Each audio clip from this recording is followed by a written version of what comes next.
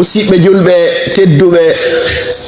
ɓaawoyen yettude o Allahjo bajjo seniiɗo wawɗo mo ronkata wi'eteeɗo Allah tawata sifa makko ala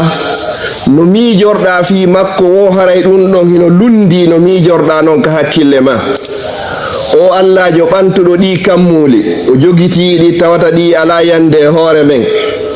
o weƴƴitani en ndi leydi ndi wonɗe yawde hoore mum hindi dimbade hindi yiltodirde kono en ala e sowde o waɗani en jemma o naatayi en andari o waɗi ñalorma o yalta kadi hara en andari o si tawi en ronki o liɓa ɗoygol e meɗen ɗanoɗen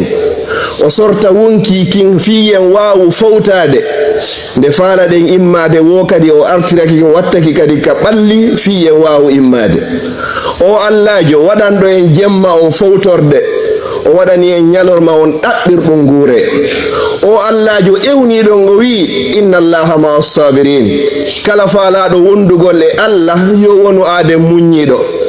o Allahjo ewniɗo en ka deftere makko o wi inna allaha ma al muhsinin Allah hino wondi e ɓe moƴƴinayɓe foti ka konngol foti ka kuugal o Allahjo wiwɗo en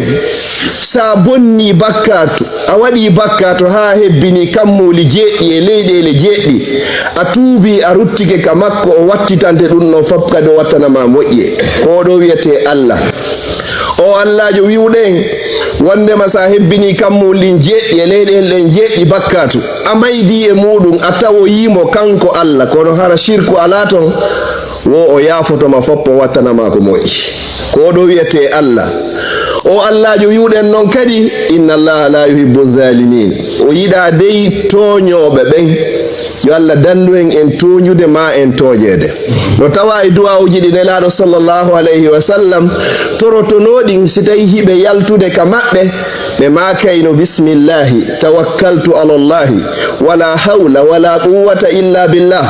ɓe maka honnum kadi allahumma inni a'udhu bika an adilla aw udalla aw azilla aw uzalla aw azlima aw uzlama alay Allah miɗo molima dey nde mi hoynete ma nde mi hoynata miɗo molima kan nde mi majjinta ma nde mi majjinte miɗo molima kan noon nde mi toñata ma nde mi toñete ko ɗo wiyete Allah subhanahu wa ta'ala o Allahjo en wiwɗen ɗo kadi o inni wo alkafiruna humu zalimun wo ko ɓe heferɓe ko kamɓe woni toñoɓen o innari en toñoɓen kamɓe woni heferɓe sina ɗum harayno kala toñunoɗo harayno woni kefero Allah subhanahu wa ta'ala Allah oɗo ko moƴƴo ɓawo ɗum ɗo hiɗen juula e ɓurnaɗo tageefo ngon o wiyeteɗo Muhammadu sallllahu alayhi wa sallam goto aroya yewmal qiyama Allah ndara golle makko ɗen fop tawata hay e hunde ala ton ko wawata wonugol sabu ko hokkimo aljanna ɓeyna ɗum ɗo ƴettemo naɓemo ka yiite o inna ko hayyo jiyaɗon an a waɗano hay e hunde ko tawata wonayno sabu komi hokkirama aljanna ko kum fanɗi o ko ɓeyta konga gara fiile darte golle ɗen ɗe darte ha tawata ñande wotere pet mbatu hino jooɗi goɗɗo inni Muhammad no wolino inde nelaɗon nden kanko o ewni o inni sallllahu alayhi wa sallam an hotu fo aw towni hito makko ngol mbatu ko jooɗi ɗon gon fof mo be andi tigi sanjulgol e nelaɗo ɓeyni sallllahu alayhi wa sallam on say Allah inni sabu ko juulunoɗa e jiyaɗo an on kon sabu ko juulunoɗa e annabajo an on kon wonɗa kadi sabu ha mbatu ngun foppo juuli e maɓɓe mi hokkima aljanna mi dandima liite hara hiɗen juula yo wiyeteɗo Muhammad sallllahu alayhi wa sallam golleji ɗin fop ko naɓata aljanna kon fop ala hay e gollal gotal ngal Allah inni kanko himo waɗude kanko Allah malaikaɓe makko ɓen hino waɗude o noddi gommiɓe ɓen fop kadi yo waɗu ɓe wallidira e bangesa ɗon si wona juulugol e nelaɗo sallllahu alayhi wa sallam sa juuli e maɓɓe nde wotere Allah juula e ma nde laabi sappo ala hay nokku ka heɓata baraji ɓuuri e juulugol e nelaɗo sallllahu alayhi wa sallam to tawa e sababuji ko okkata goɗɗo aljanna yo Allah dandu goɗɗo wonde ñallal o juulare nelaɗo sallllahu alayhi wa sallam ɓawo ɗum ɗo ko o wiyete Muhammad sallllahu alayhi wa sallam ko taga kon fop ko oɗo ɓurani Allah ko taga kon fop ko oɗo Allah ɓuuri yidde ko taga kon fop ko oɗo pet suusata ɓantoyde konngol muɗo yewmal qiyama nden ñande wona lanɗo wona laamaɓe wona nelaɗo wona annabajo wona malik wona mamluk hay goto tongunoyda kongo sina o wiyeteɗo Muhammad sallallahu alaihi wasallam enen noon Allah yiɗi en o waɗi en e mofte oɗo wiyeteɗo Muhammad sallallahu alaihi wasallam oɗo o inni en wo kala duumiɗo jente moƴƴi hadise kala duumiɗo e jangugol ayatal kursi ɓawo kala waktu mo salmini ko tongata mo natude aljanna ko mayde haray tawi weddido sifa ɗi moƴƴireji kala duumiɗo e jangugol ayatal kursi ɓawo kala waktu mo salmini yo andu ko tongata mo e natugol aljanna ko mayde ko oɗo wi o duwa wiyeteɗo sayyidul istighfar wo sa jangimo bimbi hara hiɗa gomɗini ko woni e makko kon Allah ƴettitima ɗon e kikiɗe fa anta min ahli aljanna waɗa ko a jeeyaɗo yimɓe aljanna du'a daɓɓo allahumma anta rabbi la ilaha illa anta khalaqtani wa ana abduka wa ana ala ahdika wa wa'dika mastata'tu a'udhu bika min sharri ma sana'tu abu'u laka bi ni'matika alayya wa abu'u bi dhanbi faghfirli fa innahu la yaghfiru dhunuba illa ant o du'a ɗo jangamo bimbi ɓawo julde subaka si Allah ƴettitima ɗon ɗon e nangue nge mutoyde fa anta min ahlil janna sa jangimo ɓawo alansara Allah ƴettitima ɗon kadi ɗo e nangue nge fuɗude bimbi fa anta min ahlil janna dumoɗen eɗi du'awji ɗo ko wowluɗo o du'a ɗo on ko allazi la yantigu anil hawa ko on manduɗen o wowlirta beleɗe ko on yeeti o du'a ɗo ko ɗo wiyete sayyidul istighfar haray ko hadisi selluɗo haray kadi karama koɓe fof no fotti e makko o wiyeteɗo Muhammad sallallahu alaihi wasallam ko kanko inni en wo kala wiwɗo subhanallah senade woɗani Allah sa wowlinde wotere pet wo Allah tutante leggal gotal ka nder aljanna subhanallah sa ƴettino jikrol magol a potti ɗum ha heeɓi temedere felli to hay sa sikkitake a heeɓi leɗɗe temedere ka nder aljanna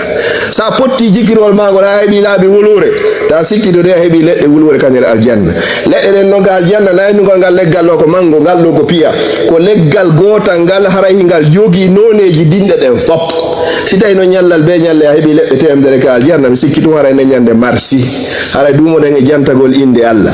haray oɗe laaɗo ɗo wiyeteɗo Muhammad sallallahu alaihi wasallam ko ɗo inni en wo kala horuɗo suumaye o dari o naafi suumaye kadi wo ghufira lahu ma taqaddama min zambi ya andu haray bakkatuji maɗi fof yafama feƴƴuno ɗi ndey hay sa sikkitaki ɗum ɓe watti yeeso ɗon wo sa watti ɗon kadi jeego juldandu wo ka siyami dahar baraji ma no fota wanda horuɗo honɗum hitande nden fop haray noon mo Allah arsiki horugol suumaye haalanna toro Allah kadi yo Allah newnane kadi heɓa jeego juldanduje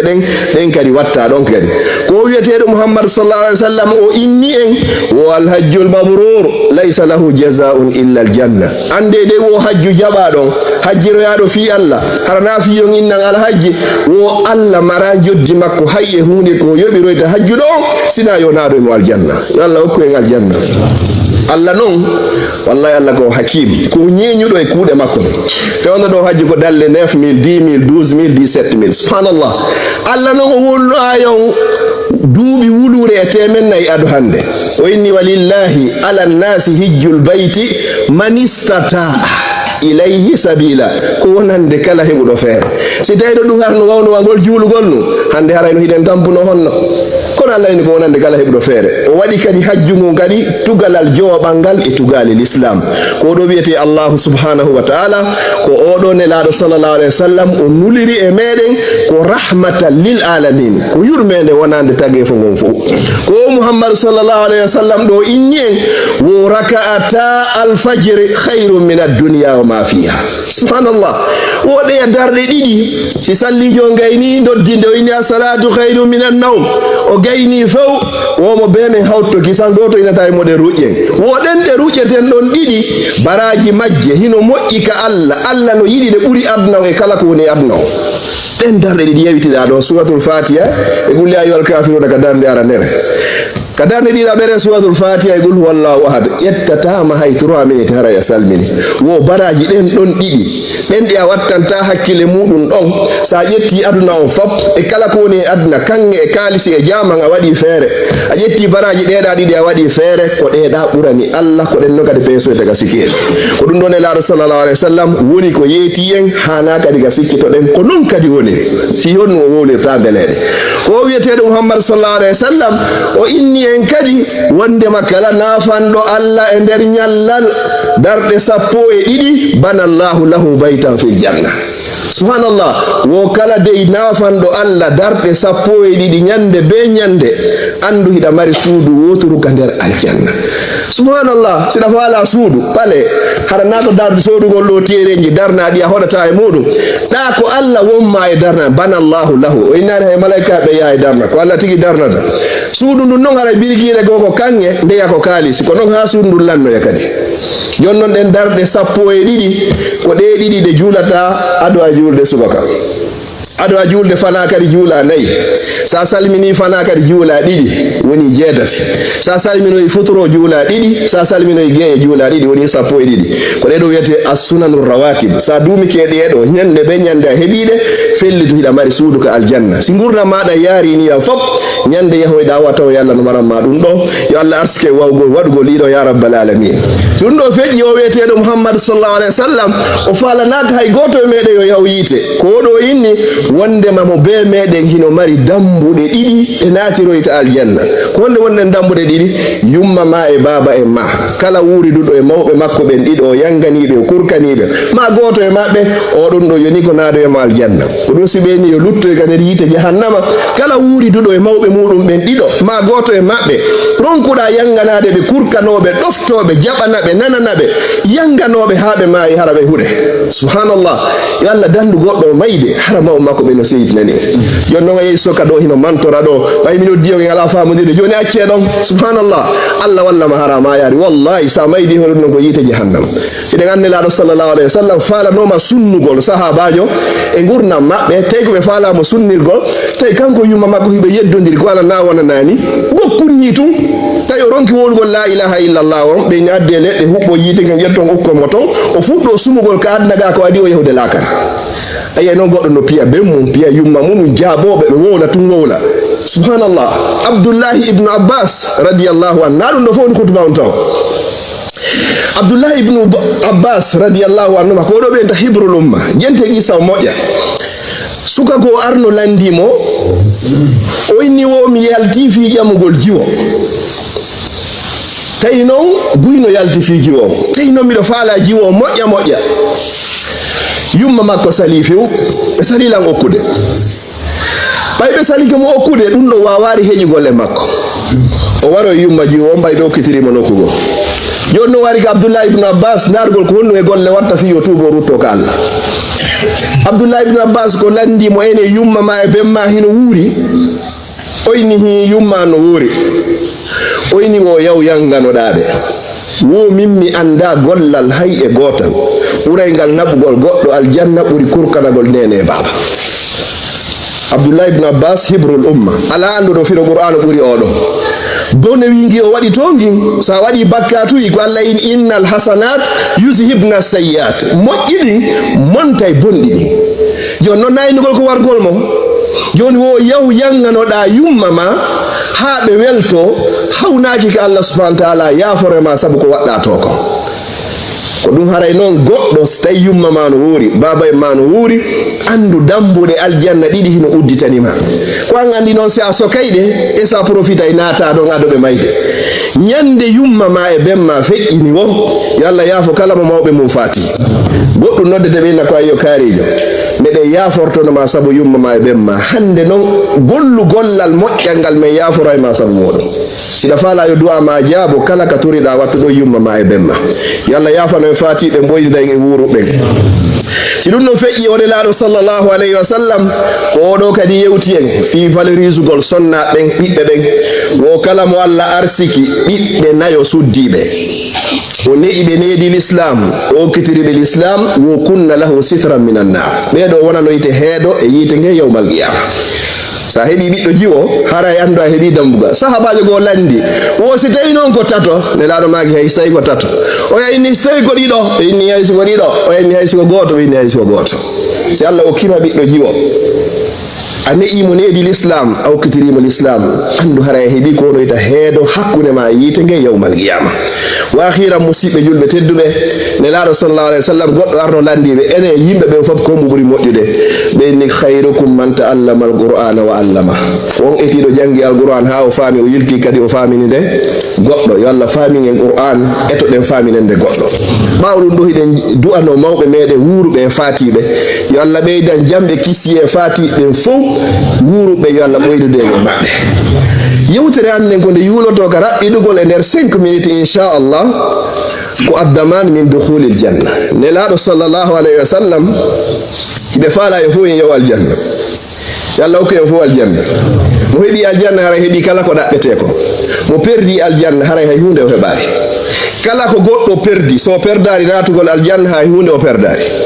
Kala ko goɗɗo heɓi laamu jaahu teddungal jawdi mangu kala ko heɓuɗa kon sa wopi aljanna no wawi sayi hay hunde a heɓani. Si tawi ko sonja e angal conci e angal jaahu e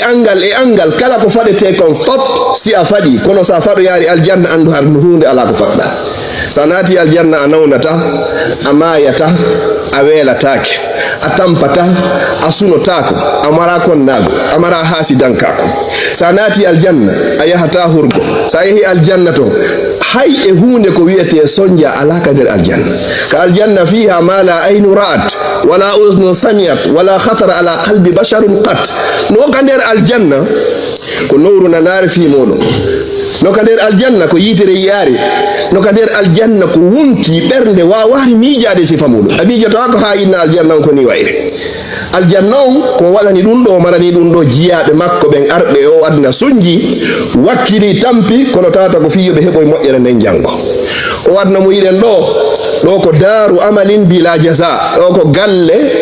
golle ko alda e joddi, amma noon lakara ko galle joddi ko alda e golle. Yalla yoɓo hen ko ɓuuri e moƴƴude e joddi. Nelaɗo sallallahu alayhi wa sallam noddi mofte maɓɓe ɗen fof ɓe inni ko filli hadise on ko Ubadat bun Samit radiyallahu anhu o wi anin nabi sallallahu alayhi wa sallam qala wo idmanu li sitta min anfusikum adman lakumul janna. Wo mi torike o mi jeeji on ƴettanelan garanti rena non lam piiji jeego son pi renani lan ɗin ɗon on ayniɗi min kadi mi ƴettani on garanti kala waɗɗo ɗum no o naata e aljanna. O hutuba on ni piiji jeego si a reniɗi a ayniɗi nelaɗo ƴettanima garanti sallallahu alayhi wa sallam kamɓe kadi a natoyey aljanna. Ara nun kon ko honnum wo usdubu iza haddastum. Mi torike on mi jeeji on wowle gonga so tawi hiɗo wolude o satti wota fen hay si wona coggu hoore ma nde. Usdubu iza haddastum siɗon wowlude nunɗe. Ɗiɗi on ko honnum wa awfu iza wa'attum. Mi torike on mi jeeji on hunne kadi so tawi on fodi. Sa fodi goɗɗo haray hunnu fodore nde. Tati wa addu iza tumintum. Totte hoolare nden si tawi on hoolama. Nayi wahfazu furujakum. Mi torike on mi reeni e jeeji on rene awraji moɗon ɗin wata on naɓude si wona haraka ka dagani on. Jowi wa huddu absarakum. Mi torike on kadi mi jeeji on hippe gite moɗon ɗen wata ɗe ndaaru ko Allah yiɗa yarlaki. Wo jeego on wa kuffu aydiyakum. Mi torike on mi jeeji on jogite juuɗe moɗon ɗen wata on lorrinuɗe goɗɗo. Rawahu imamu Ahmad wal Bayhaqi fi shu'abil iman. Haray ɗi piiji jeego ɗo kala reenuɗo ɗi ayni ɗi dandi ɗi yo andu nelaɗo sallallahu alayhi wa sallam ƴettanima garanti on wondema pellete a naata e aljanna. Yo Allah hokku en aljanna. Mi fillitoɗi go'o siɗa wowlude nunɗo. Ɗiɗi si a fodi kadi hunnu fodore ko foduɗa ko. tati si a hoolama kadi wata janfo nayi reenu awra ma on foti ko duhiiɗo foti ko suddiiɗo jowi wa huddu absarakum hippe gite moɗon ɗen jogoɗe moƴƴe wata ɗe yewka Allah yiɗa yarlaki jeego on jogite juuɗe monɗen wata lorrirɗe goɗɗo wona bilɗagol wona lampagol wona piyirgol ɗe mi toriki Allah yo Allah okku en on fof meɗen jannatul firdaus aqulu qawli hadha wa astaghfirullah li wa lakum fastaghfiruhu wal ghafurur rahim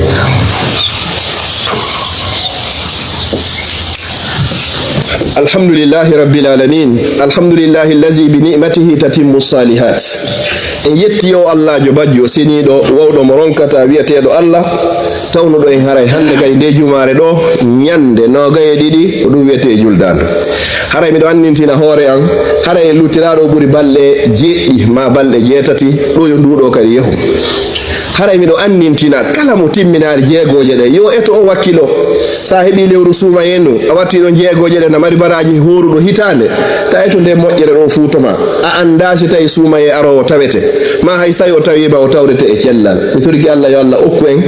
tawnede suumayeji hewdi o jabana en kadi mi turiki Allah subhanahu wa ta'ala on kala fatora ben fu kesum e kiddum yo Allah on fewno e yafobe turiki Allah kala nawnudo ma nawnirado ko Allah mari cellal yo Allah on dikkinamo haray musibbe meden buy no tori en du'a ibe jogi andeji foti kaka wonnen do foti ko e leyde go foti kaka meden lagine ala wawdo ittude ande si wona o wiyetedo Allah yo Allah ittan kala anudo ande makko mi toriki Allah subhanahu wa ta'ala marbe ben hakkudeji meden yo Allah renube aynabe hiwabe dandabe dandanabe kala mo joga kadi yo Allah okkormo ko laabi ko duudi ko dagi ko wada barke kala mo mawdo mum fati yo Allah o yafobe kala luttudo e mawbe mudu yo Allah o boyni dube marbe zurriya ben yo Allah beydambe fewnana be hore lawol islam kala mo mara zurriya Allah okkormo ko wuri wada barke toriki Allah kala mo zurriya mum boyli ko Allah mari pewal yo Allah on fewni waro fewnirno sayyidina al hasan e al husayn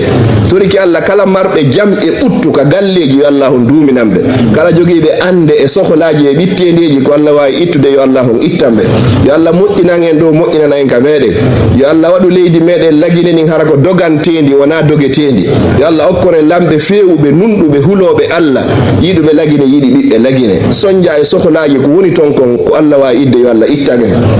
toriki Allah subhanahu wa ta'ala yo Allah wadu lamatere fewundi nundunde hulori Allah kadi yidbe lagine yidi kadi bibbe lagine ya rabbal alamin toriki Allah no mobol ren do ni e nyalande juma asuudu makko do yo mobindiro e ni kalgal jarna makko burdo towde toriki Allah subhanahu wa ta'ala moƴƴereji ko woni yilade hakkunde leydi kammo yo Allah wadu gebal mede ko be men ko huli moli ko yo Allah on dandudo ko be ko faala moƴƴereji adna e lakara yo Allah on okkumo toriki Allah yo Allah wurdo en haka murna moƴƴani nyande tawata ko lakara woni ko moƴƴani yo Allah ƴettute e ndenyanne اللهم صل على محمد وعلى آل محمد كما صليت على إبراهيم وعلى آل إبراهيم إنك حميد مجيد اللهم بارك على محمد وعلى آل محمد كما باركت على إبراهيم وعلى آل إبراهيم إنك حميد مجيد سبحان ربك رب العزة عما يصفون وسلام على المرسلين